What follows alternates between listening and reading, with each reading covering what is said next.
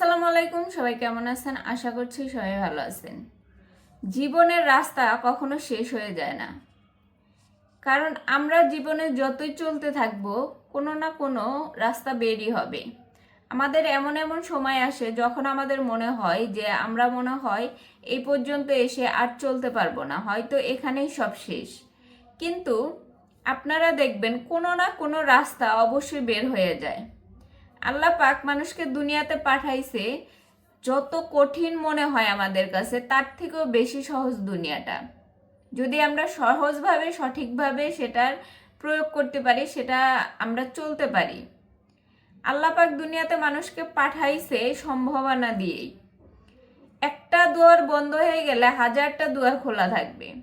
আপনার কাছে মনে হবে যে এই বুঝি সব শেষ হয়ে গেছে, এরপরে মনে হয় আর কিছুই নাই, কিন্তু দেখবেন পরক্ষণে কোনো না কোনো রাস্তা বের হয়ে যাবে। আল্লাহ পাক আমাদের প্রত্যেকটা দিন পরে একটা করে সম্ভাবনার দুয়ার খুলে দেয়, একটা করে সুযোগ প্রতিদিনই আমরা পাই।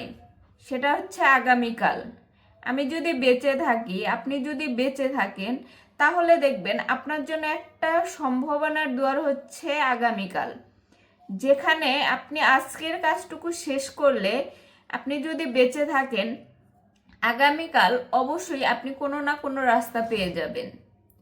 সেই জন্য জীবনের পথে চলার পথে যে কোনো জায়গায় গিয়ে আপনি ঠেকে যাবেন যে আপনার হয়তো আর যাওয়ার রাস্তা নেই, কিন্তু সেখানেই দেখবেন কোনো না কোনো রাস্তা বের হয়ে গেছে।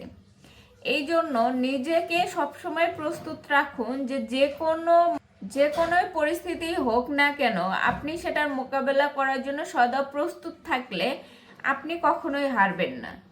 কারণ আপনি যেখানেই ঠেকে যান না কেন, সেখান থেকে আবার নতুন করে শুরু করবেন।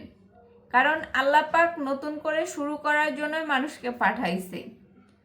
সৃষ্টির সেরা জীব মানুষ, সেজন্য মানুষের কাছে প্রত্যেকটা প্রশ্নের উত্তর থাকে। প্রত্যেকটা বন্ধ দরজারই পাশে আরো হাজারটা দরজা থাকে, যেটা মানুষ হয়তো কেউ বুঝতে পারে, কেউ বুঝতে পারে না।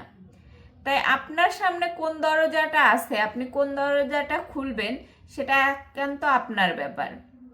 তাই হতাশ না হয়ে যে কোনো রাস্তা বন্ধ হয়ে গেলে বা যদি মনে করেন যে আমার সব শেষ, এরপরে আর কিছু নাই, তাহলে এরপরে গিয়ে আপনি আল্লাহর কথা স্মরণ করবেন এবং মনে মনে এটা প্রার্থনা করবেন যে আল্লাহ পাক বলছে যে কোনো না কোনো দরজা মানুষের জন্য অবশ্যই খোলা থাকে, এবং আগামীকাল যে আছে, আমি যদি বেঁচে থাকি আলহামদুলিল্লাহ, তাহলে আমার কোনো না কোনো পথ একটা বের হয়েই যাবে।